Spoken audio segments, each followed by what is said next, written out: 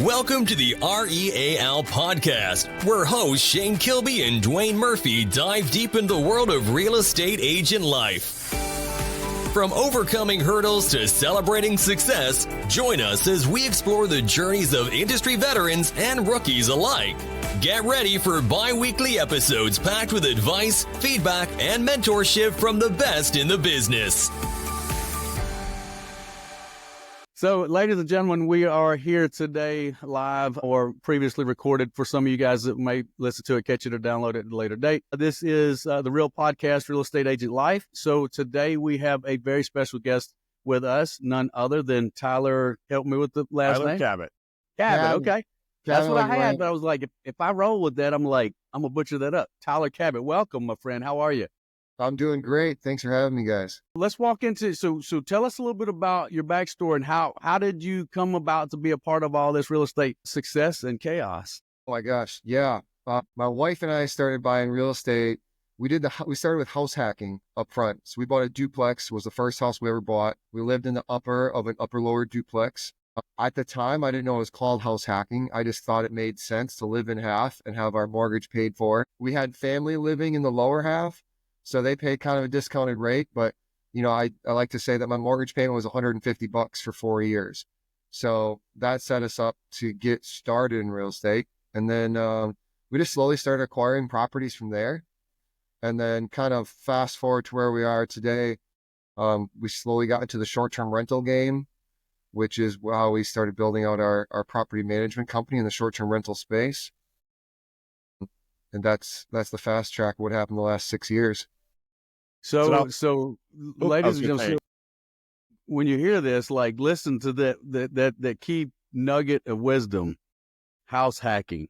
He bought a property that had 2 units and was basically able to offset the bulk of the mortgage minus $150 a month, creating equity, driving down principal, and providing a great home for his family.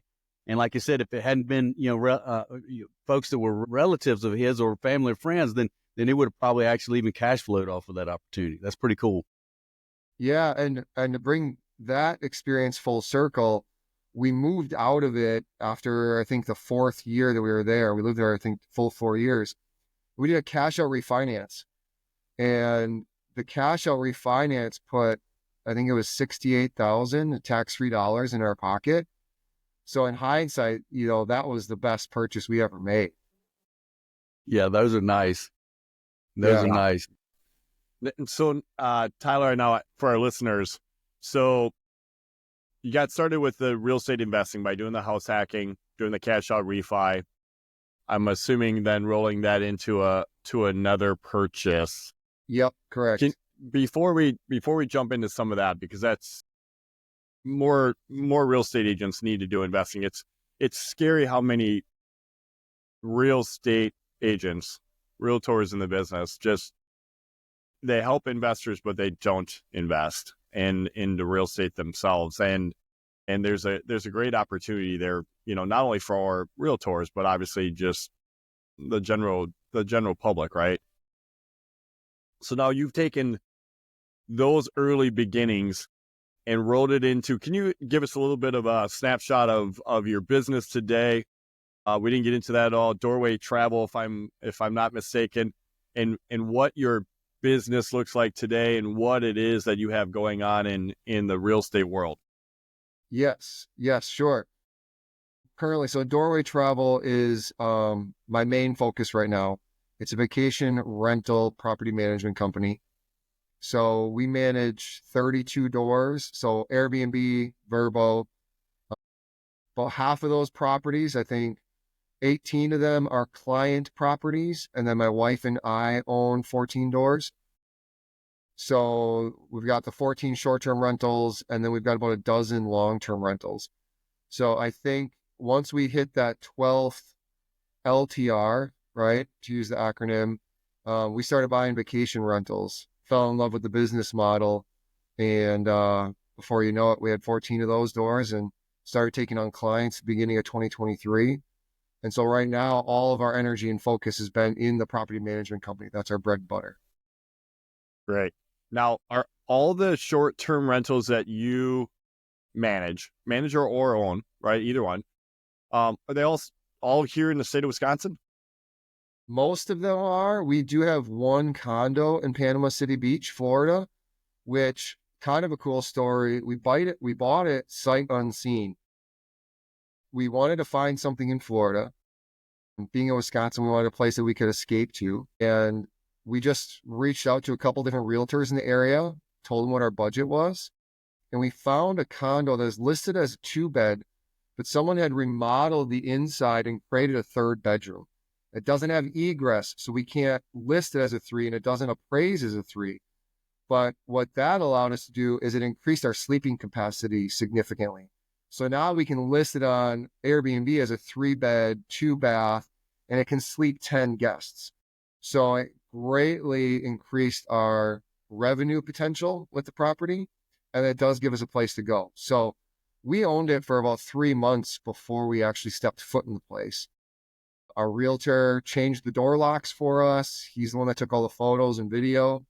And so we kind of didn't know what we were walking into, but man, talking about an increase in appreciation, we've doubled the equity, in a short while. So I think we're actually now looking at maybe we should move on from that 1031 that into something else, because there's just so much equity in a place like that. And not only that, but you identified a potential cash flowing asset, right, that had greater potential than it was even being advertised as.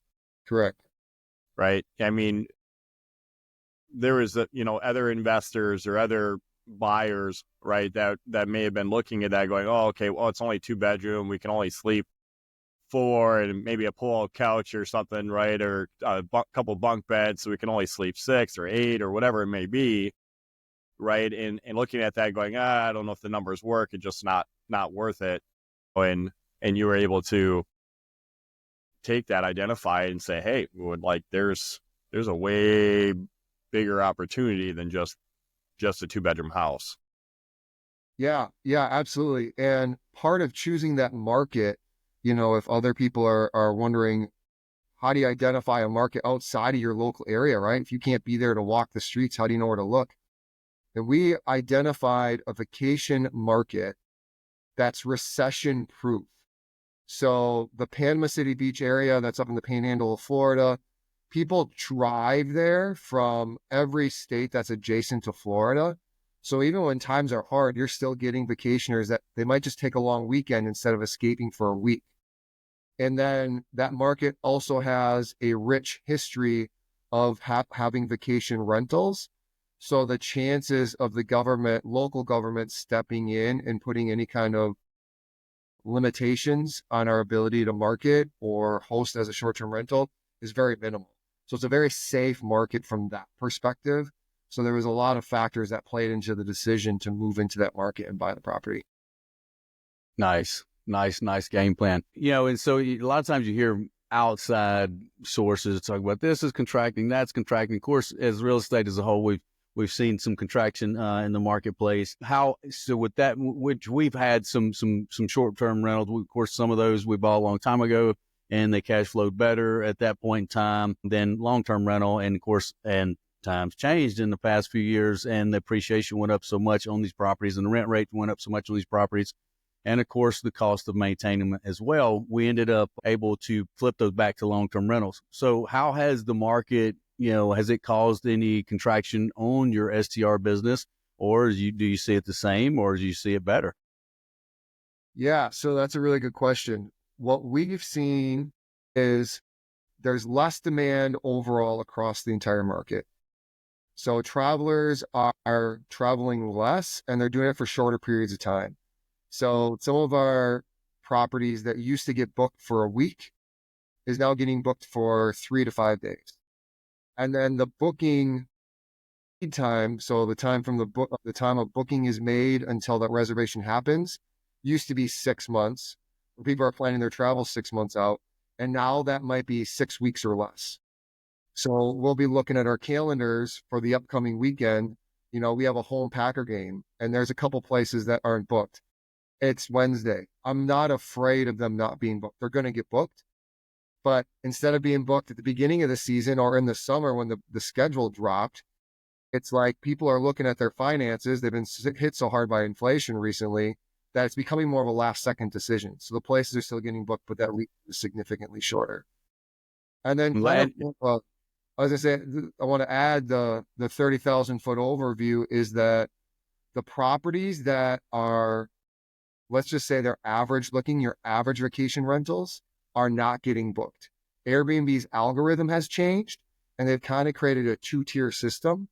You now have to do things to stand out in the marketplace or your bookings are going to suffer. So decorations, amenities, your photos got to be better than anybody else's. So it's kind of a two-tier process of what's really hitting the market right now. That's interesting. But if I'm not mistaken, like the shorter time frame, the last minute rentals, that's better for you as the property owner, right? Aren't the rates better last minute rentals like that, or does it go up or go down for you? It goes down. So we use a dynamic pricing tool which sets our rates for all the properties, and we go in and we manually tweak it depending upon what we know is happening in each local market. So, the pricing software might set something at a specific nightly rate coming up to a local event in Appleton. We have like Oktoberfest, and it might not be pushing that price high enough. We know that we can get a little more out of it. Gotcha. So we'll manually tweak those prices, but the software is set that, a week out from a specific date, it's going to drop it 10 to 20%. Few days out, it's going to drop it another 10 to 20%. So it is built in that way. Because at the end of the day, we rather get heads in beds than sit vacant, right? But we do have a price floor. Every property has a price floor. It's not a race to the bottom, and we won't take any guest. A guest still has to meet our client avatar, or we will deny a booking. I'm not afraid to do that because, at the end of the day, especially taking on clients, they expect us to protect their property. That's their investment. So we got to take care of their property first and foremost. Yeah, something that I've noticed, and you had just hit on a little bit, and it's something that, without a doubt, that I've noticed from watching your business from the outside, that you and Nicole, right, your wife Nicole, are doing exceptionally well and at building your business, and I think really servicing your clients is taking those properties and making them stand apart, right? You had said that the average properties are the ones that are not getting rented, that are having the empty spaces, right? I mean, I've seen the pictures of the before and afters of what you do with your STRs, with your short-term rentals, and making them pop and giving them certain pieces, in each home that just, right, makes that traveler go, wow, because there are a lot of options now. I mean, you can stay, right? You can just jump on Airbnb, VRBO, and at any given time, right, there's sometimes hundreds to choose from. Absolutely. Right. And it's that, it's that one picture or that one piece of that home, or maybe it's that coffee nook or whatever, that little mini bar, whatever it may be, that gets you those bookings. Yeah, 100%. If you pop out Airbnb on your phone right now, you're going to travel, let's say Salt Lake City. My wife and I are going to be there next week for an event. And so you're looking and you're just scrolling on that first page, and the first one that looks great, you're going to click on. It's the same thing as on Amazon. I want to buy a specific item on Amazon.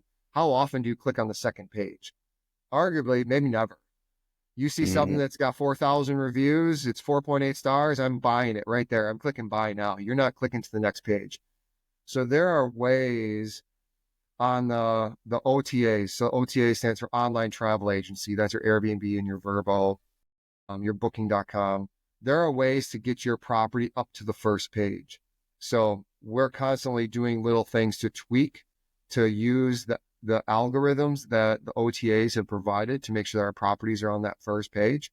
And then, your hero image, which is your first one's got to be awesome. It's got to be the best, because that's all your marketing. If you're using those as your main source of business, it's getting that guest to click on that first photo. And then it's the first 5.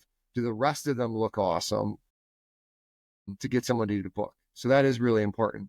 And so to speak to what you're calling us out there, Duane, the decor has to be killer.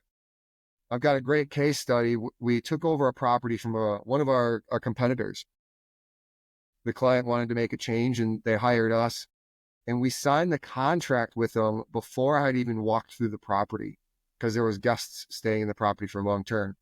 And when we finally got in, my first reaction was, this is a long-term rental that's in rough shape. Yeah. How on earth is this ran as a vacation rental? My list of items that needed to be done before we would even put this property live was pages long, not even exaggerating. And I told the client that. I said, if you want us to continue forward, we need to do these items because that's the standard that we've set because we understand how the market's working now. And you have to set yourself up to stand out from the competition. Or like you said, Duane, this is a property that's close to Lambeau Field. There's 250 options within a mile of Lambeau. So you have to do some extra things. You can't just put anything out there and expect to make money on it anymore. That's just not the case. Let me ask you this, because, in our early on experience with STR, Airbnb, and VRBO, I guess we had to learn by trial and error and by fire. We made some holiday mistakes around, so we're a college town, so we have a lot of graduations, and we've had our share of big cleanups before. And it took us a little while to learn who not to, because we would look for the reviews of the guests. The guests would check out, but we didn't realize at that time that sometimes guests will book and then turn it over to someone else. So we had to figure out that be mindful of the holidays and the high school graduations and the college graduations and the New Year's Eve and the 4th of July celebrations, because oftentimes we would be in the situation where we would end up booking when someone else's name, and then we have cameras outside and we're like, what in the heck is going on? Like, there's a whole lot of partying going on. I got neighbors calling. I got my friends on the police force calling. I'm like, well, that's not what I was planning on for that $350. Yes. Right. So if you guys running that, where did you, I missed that lesson somewhere along the way. I learned it, but I missed it. But I think I was going to say, before you answer that, Tyler deals with some interesting locations with being outside of an NFL stadium. A certain local team that might bring in a bunch of visitors. Right. Yeah. The market near Lambeau Field, well, to provide your listeners context, so our business is based out of Green Bay, Wisconsin. And so we're right there by Lambeau Field. That's kind of our central hub. It's really its own market. And so we did run into a party situation just last year. And in hindsight, the markers were there and we just overlooked them. It's amazing how much you can glean from a guest just through the messaging. So do they have reviews? Have they been on the platform for a while? Do they make complete sentences in their messaging? Do they use proper pronunciations, or do they capitalize letters? Do they use periods? Do they use apostrophes? Little things like that. And then you ask the leading questions about who are you traveling with? What's bringing you to town?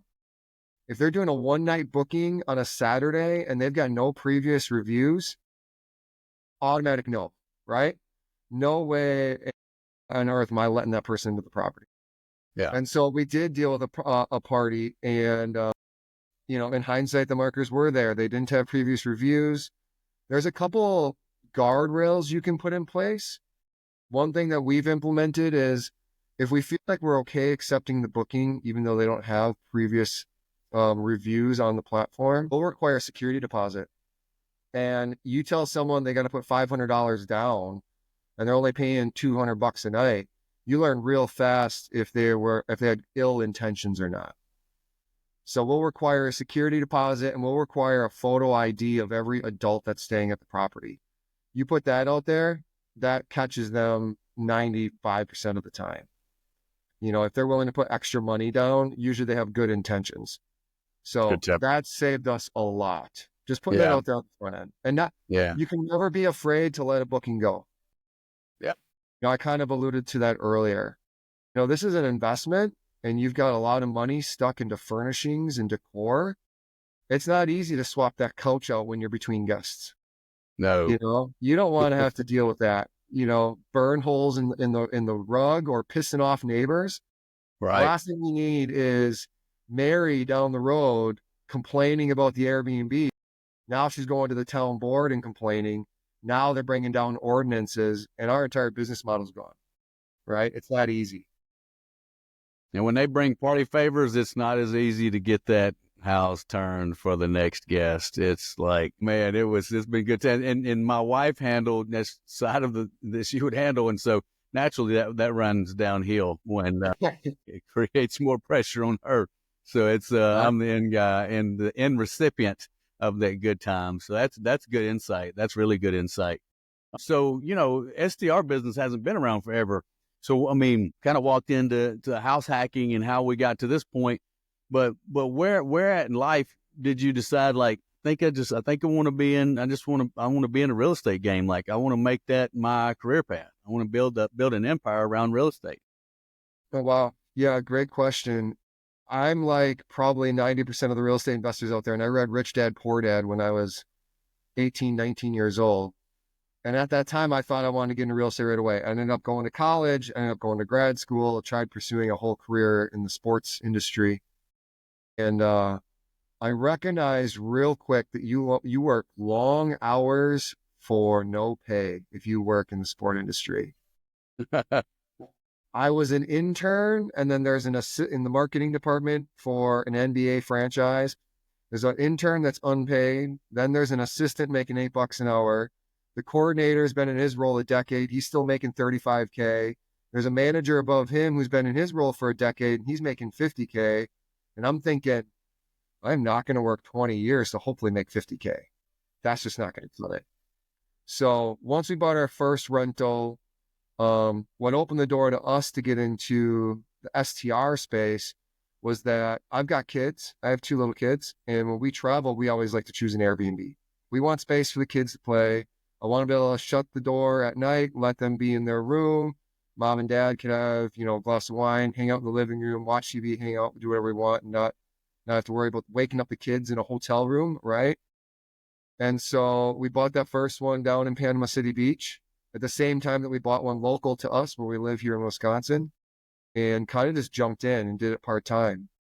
And we just enjoyed working with guests and creating great guest experience because we travel so much and can appreciate when a property is well cared for and a host is super responsive, and just continued, I think, to fall in love with that business model until I was let go from my job and we decided to go all in on it. Now, all our energy and time and resources go into it. And gosh, we could talk for days about the business lessons learned about being a full-time entrepreneur, which I know the 2 of you guys, you probably give us a master class on that. Well, I think a lot of times we see a vision and we see an income and we see a career path, and then once we get into it, some days we're asking ourselves, what in the hell was I thinking? Like, is today the day I burn it down and go work for McDonald's? Like, every other Wednesday. I mean, I tell you what, man, their benefit plan, shameless plug for McDonald's, right? Maybe in our area, Shane, Kilby, it wouldn't be Buc-ee's, it would be Quick Trip. I tell you what, with what they're paying and their benefits, like, some days burn this to the ground. Quick Trip, Absolutely. Here I come. But it's at the end of the day, it's see you next time. The good outweighs the bad. Like, we all have those days where, like, man, what am I doing, right? But it's the freedom that we have. Like, if we and a lot of times it's freedom of income.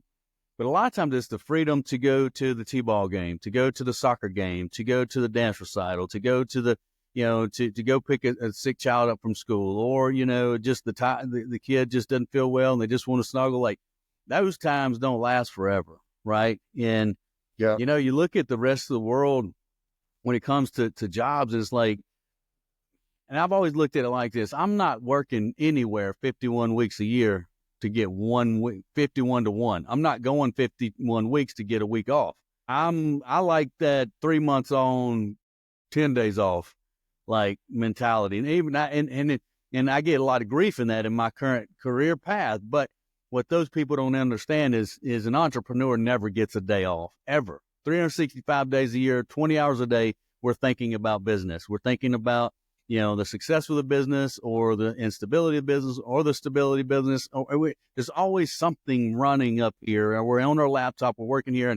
And of course, it does provide us the freedom to do it when the kids are asleep or before they wake up, or when they're in activities and stuff like that. So it's not like we have to take that time back away from them. But at the end of the day, I think it's that ultimate freedom. I think that's what we might come in for, the career path and the vision and the money, but we continue forward for the freedom, because that's what the money and that creates in the end. So Tyler, you shared just a snippet there about a career change, from one for someone else to all in on yours.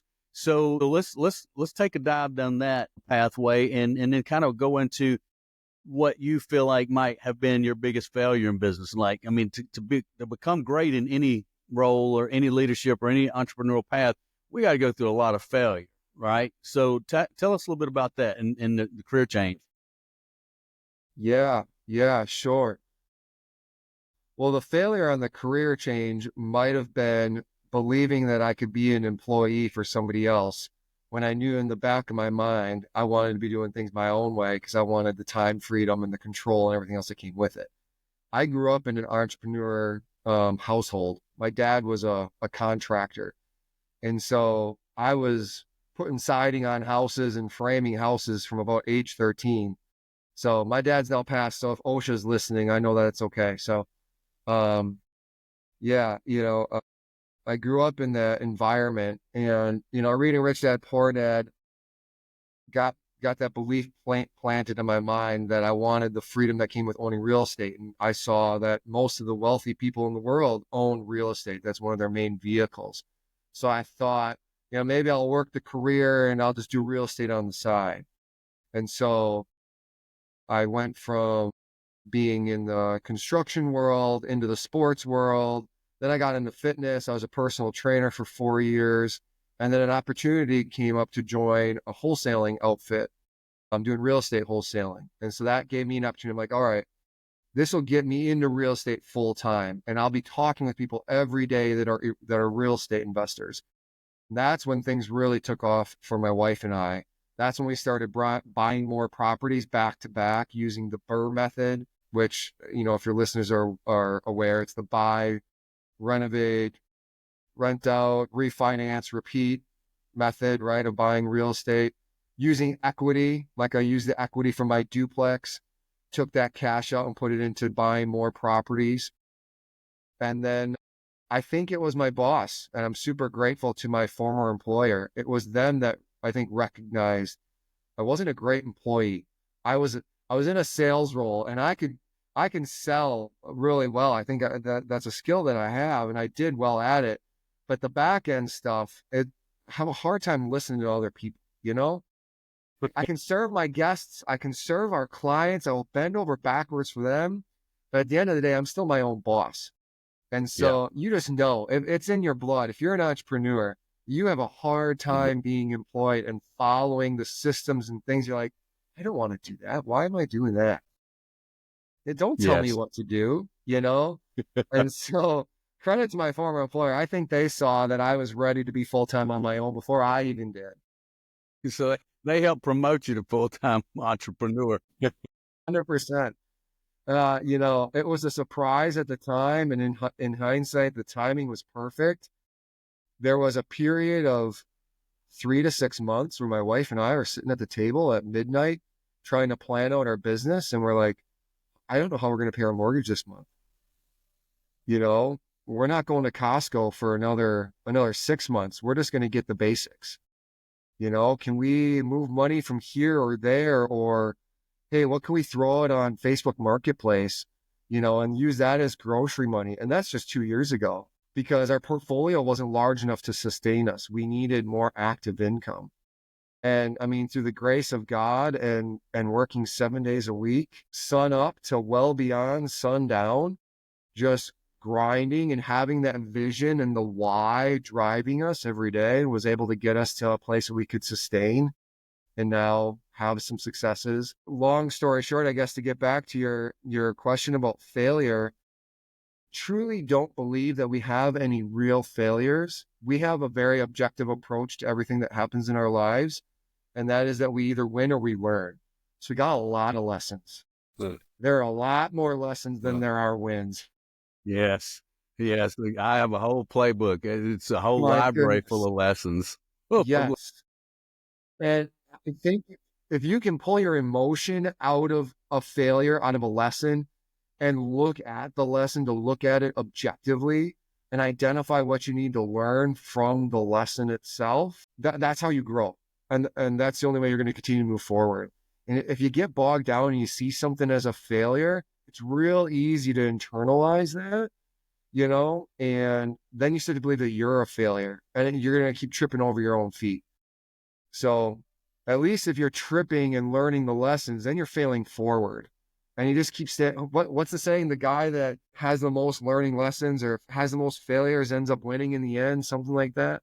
Some famous guy somewhere said something similar to that. Yeah, no, I've heard that quote stated many times. I think I've drilled that in my head and thought that quote out because I'm like, I sure as hell feel like I'm not stacking up the wins as much as I am stacking up the lessons. Yes. And that is a key, that's such a key takeaway for everyone, right? All of us are going to experience, you cannot be in any type of leadership, ownership role, entrepreneurship, and not take some beatings. And right, you might take them every day, right? You're going to learn lessons. But again, how do you look at that? Because you had hit on it, because the majority of business is all mental.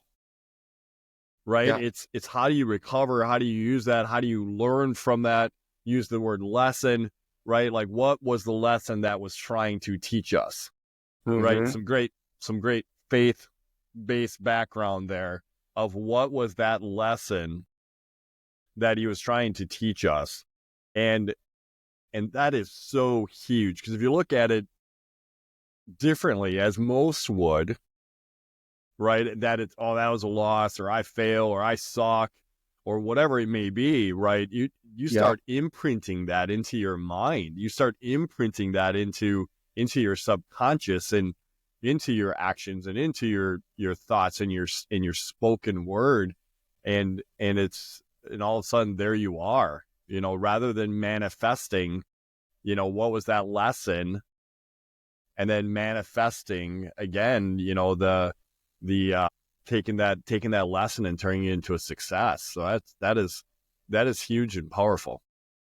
Well, for myself, I'm a very true believer that when you really want that next level of success in life and all things that you do, I myself feel that you're asking the universe, or whatever your belief system is, to give you the obstacles that you need, that are required of you to get to that next level. And we say this all the time, every level has a devil.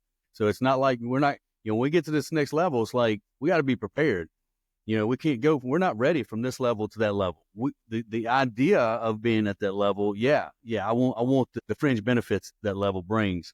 However, there's a level of stress and strengths and everything else that we need at that level. So I think that oftentimes, if not all times, we have that obstacle laid at our feet to determine, is this what we really want?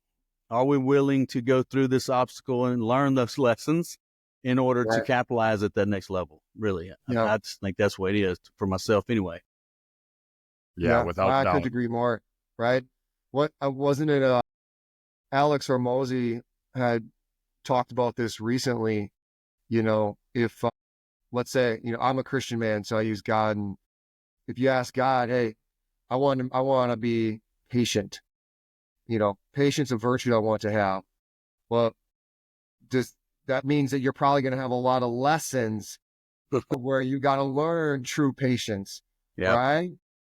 Yep. I want to be strong. You're going to have to work. You're going to have to experience things as a struggle that's going to make you stronger. Apply that to any quality you want in life. You can't have an easy life and grow as an individual and have all those positive qualities that we seek, especially in a leader and as in a business owner. So you're going to need to face the challenges to learn and to grow. Yeah, that is absolutely, and I've heard that so many times. I've read that and experienced that. And I kind of shared with you guys before we started recording, how my Sunday travels were scripted and how they completely that went out the window. And I had, when it comes to flights, like everyone knows, there's this running joke that I have around my house and my team and stuff like that. Like, if we get on the tarmac and the light comes on, we need oil change. I'm okay to pull her back in and let's change that oil. Like, I mean, if you see the low pressure light on that front left tire and she's 7 pounds light, let's come on back in.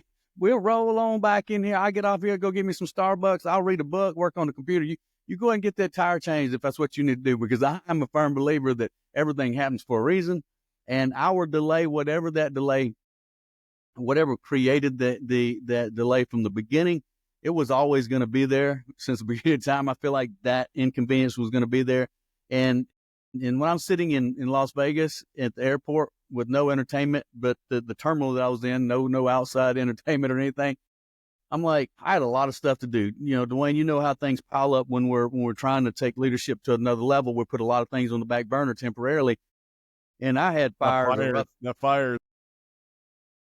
Yeah, like I know you bumped your flight up to get out of town early because the fires just keep. I was going to say, some of us were smart. I was supposed to fly out 6 a.m. Sunday morning too, and I'm like, I was already getting rebooked on Tuesday multiple times for Sunday, and I'm like, Kilby just said it, right? That's a sign.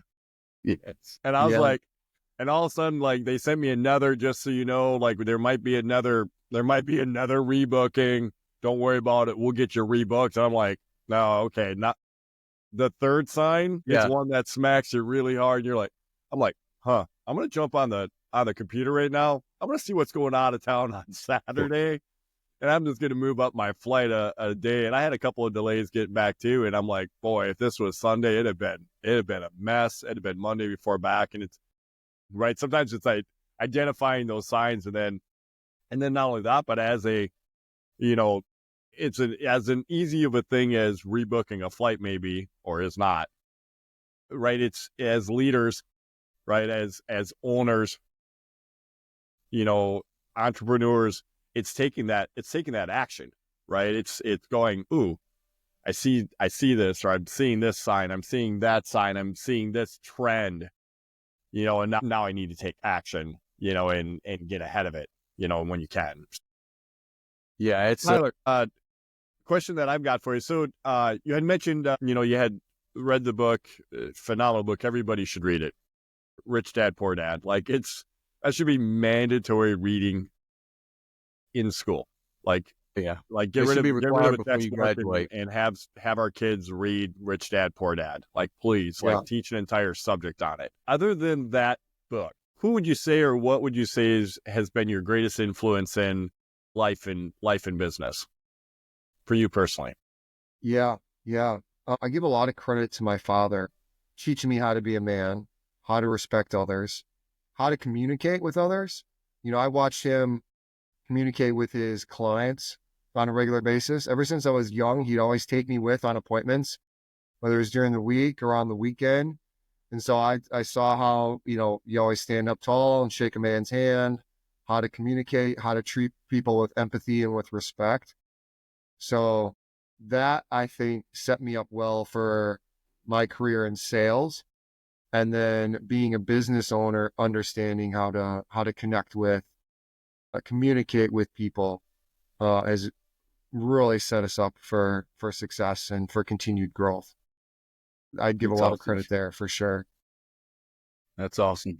Yeah. Yeah.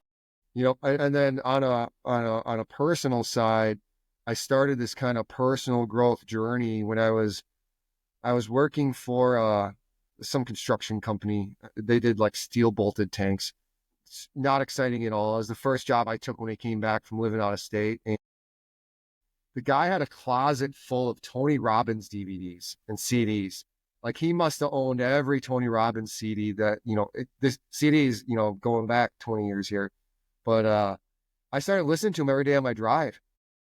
And I started asking myself, what do I want out of life? What's the kind of person I want to be?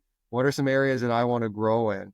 And I feel like for any individual, whether you want to be an entrepreneur or you just want to grow in an area, you got to be asking those questions, or you're just on autopilot.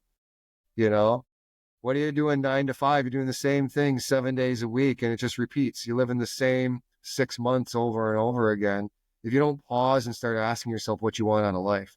So that time with Tony Robbins, listening to my car, driving to and from work, really started me down the personal growth journey.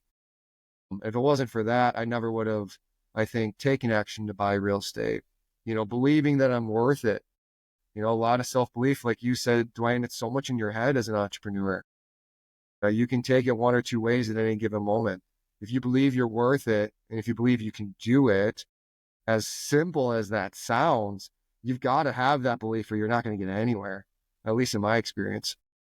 No, that's well said. And there's no telling what the value of those CDs and all that information was. I mean, even back then in the day when those were manufactured, they were probably still $5,000 for that set. Yeah, you brought me back to my early days in real estate as well. The brokerage I was at had a help yourself library, right? It was all the stuff that agents had bought or done or never did anything with, and they threw it on the shelf and donated or whatever it might have been. And to go even older than your CDs, right? It was the cassette tapes of the success, I think it was called the Success Agents Group, right? And it was interviews of ultra successful real estate agents from all over the United States. And I sat there and I listened to every one of them suckers. Like I checked out every single packet, every single bundle of 12 cassette tapes, right? And listen to every single one of them just to be like, okay, what was it? What are they doing? What did they do? What was their mindset that set them apart from all the rest? How can they be doing what they're doing and digesting that? So kudos to you on that, with the CDs and before the days of Audible and YouTube, like there is. Looking back in all of your years thus far, what's something that you would give for advice or say to your younger self, or say it's someone else that's maybe on the same journey as you? What's something that you would have said to you? Yeah, great question. I feel as though if you want to find success in anywhere area of life, you've got to work on yourself more than anything else. And I feel like I've heard that from so many different areas that it may be cliche to say. But again, in my experience, I feel like if I hadn't been working on myself to grow as an individual, to become the kind of person that can handle increased income and not waste it, the kind of person that can handle managing a team and leading a team, and handle the increased stress and pressure and responsibilities of a growing business. If I wasn't working on myself, I won't be able to continue to take steps forward. And so I feel like that is the biggest one. And no one taught me that. That's something I just picked up along the way. Because I was asked a similar question when I was on a real estate panel with a couple other real estate investors, and they talked about what was their biggest keys to success, and they were both talking about specific tactics that allowed their business to grow. And I said, it's arguably working on myself. Because if I'm not the man that can handle all those things I just alluded to, then the business isn't going to take that next step. We're not going to find that next client if I'm not doing things to learn how to handle the current clients that we have. I hear it sometimes in, what is it? Faith, fitness, finance. And some swap the fitness and the family in conjunction, in the way that's laid out. But I've heard some wise men and women that point faith first and fitness second, so that they can provide more to their family for longer lengths of time. And then, of course, without family, there's no point in finance. So yeah, man, that's gold, man. That's good value. Thanks for sharing that. Yeah.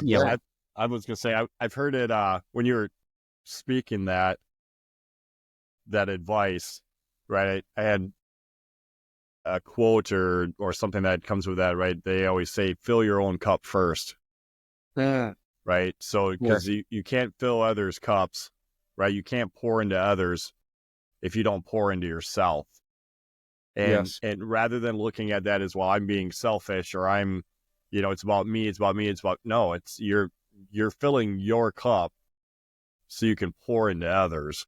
And, whether that's like Shane had said, whether that's in your faith, how can you pour into others, right? If you don't first pour into yourself.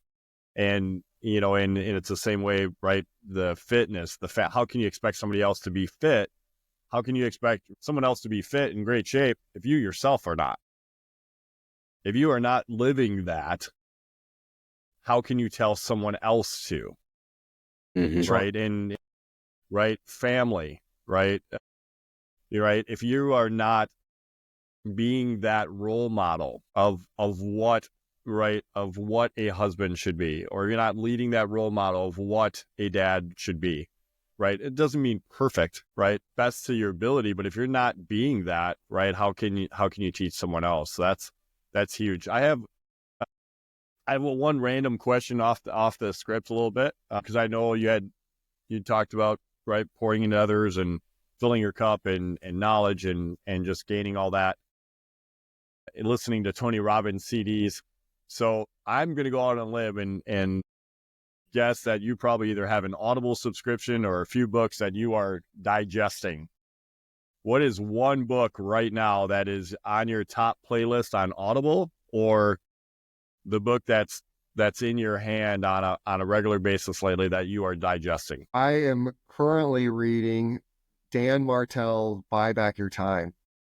And I feel like it was written to me, for me right now. I needed that in my life.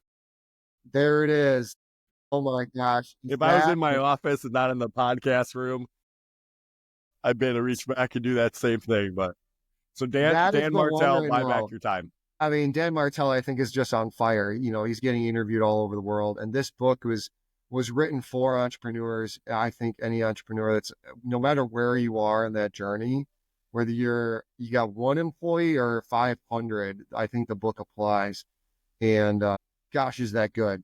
I'm treating that thing like a Bible, and I'm reading a chapter and I'm highlighting things, and then I'm pausing and sitting on a chapter until we put some things into action. And against all of my free will, I'm doing a time study. Oh my gosh, that's got to be the worst thing ever. Man. Yeah. Every 15 minutes for 2 weeks. That's painful, but the insight, of course, is the best ever. You're not going to identify areas you need to clean up if you don't do that. So, but yeah, I think I'm on the third time to listen to it, and the second time to read it. I've even downloaded the downloadable stuff and put it into a little. I made a playbook, a binder, to just to be able to log it all. So I'm like, that's all right. I really did that. It's like, I got to get better. I'm playing with marbles. And it's right, and not to mislead anybody on that with the, right, 3 times listened to, 2 times read, and I think my stats are pretty close to that, because it is a very easy to digest book. But there is so much there. There's so many nuggets. There's so much truth in that book that you can use in business and life, that it's like, okay, you can't just read it, close, and be like, oh, okay, yeah, it was a good book. Like, you read it and you're like, holy crap, like, I got to do a lot of this stuff. I've got to follow this stuff. And then you listen to it again. And you're like, okay, like, shoot, I haven't done the first 10 things. Well, a lot of us, including myself at times, consume a lot of content, but if we don't act on it, if we don't implement it immediately, we're not going to be able to create a habit out of the quality of and the value of the message that that was delivered to us. And then, of course, we're never going to replace an ingrained bad habit that we already have, right? Then I have, in my space, in the world I live in, I have a lot of folks around me that consume a lot of the same content, similar content. And I think it was like, I've always read, but I've always really been the audible, right? Moving in a direction and just making the best of that windshield time. But going through the, journey through 75 Hard and Live Hard with Andy Frisella, really it forces you to read the 10 pages a day, and 10 pages a day, it's 750 pages in just through 75 hard, which is 2 to 3 good books of personal development and growth. It's a different ball game when you're pulling the words off the paper and processing it, and you can't be distracted. You can't sit in chaos and read. So it changed my mindset, and actually I enjoy it so much now that I do both. And so I've got this mindset where I'll get a title in Blinkist or Mentorist app, and then if I like it, then I'll move it to Audible, and then I listen to Audible. If I like it in Audible, then I'll move it into hard copy, and then I'll start digesting and processing and reading it through hard copy so I can highlight it and put it in the playbook and those sort of things. But otherwise, just too many ideas, too many thoughts go through. And I guess I know for sure my mind, and I think every entrepreneur's mind, but most probably every human being, but definitely so an entrepreneur's mind. Yeah, couldn't agree more. Well, Tyler, man, you have been an absolute phenom, and appreciate all the nuggets and all the value and gold that you've dropped today, man. It's been great sitting here chatting with you, meeting you for the first time myself, and Duane introducing you to me a few days ago, and it's just been a pleasure, man. We're so glad and blessed to have you here on the call today. Yeah, I'm grateful for you guys reaching out. Glad to participate. Thank you so much for having me. Yeah, Tyler. So if anyone that downloads or listens to this podcast here in the near future, how can they find you? Where can they find you at, Tyler? Yeah, you can find me. I do most of my work on Facebook, Instagram, or at our website, doorwaytravel.com, and you can see our offerings there. And I'm sharing all about my personal growth journey on my socials. So happy to link up with anybody there. Absolutely, guys. You heard it there. Connect with him. He's got some great insight. He's got some great value, and he's a giver. He's got a good heart. He's giving back, and those are the people you want to align with. So if you want to look Tyler up, do so. Facebook, Instagram, and I guess that's all we got. Anything else, Duane? No, I think that was phenomenal. I appreciate your time, Tyler. It is awesome watching your business grow by leaps and bounds, and there's no doubt that you're making an impact in that short-term rental business and in our market, and it's exciting. I think that's a great path, and there's so many different ways to make money, be successful in real estate, and you're just another example of one of those ways to do it. Beautiful. Yeah, man, we appreciate you so much. Guys and gals, if you would, please like and share this episode. And if you have any ideas or would like to suggest a guest to us, please don't hesitate to reach out to us. We'd love to reach out to those potential guests and have them on the show. Thanks so much, guys, and it's been a pleasure hanging out with you guys. Take care. Peace. Thanks for joining us on this episode of the R.E.A.L. podcast. Don't forget to connect with us on YouTube, Facebook, Instagram, and TikTok for more exclusive content. Keep striving for success, and we'll see you in the next episode.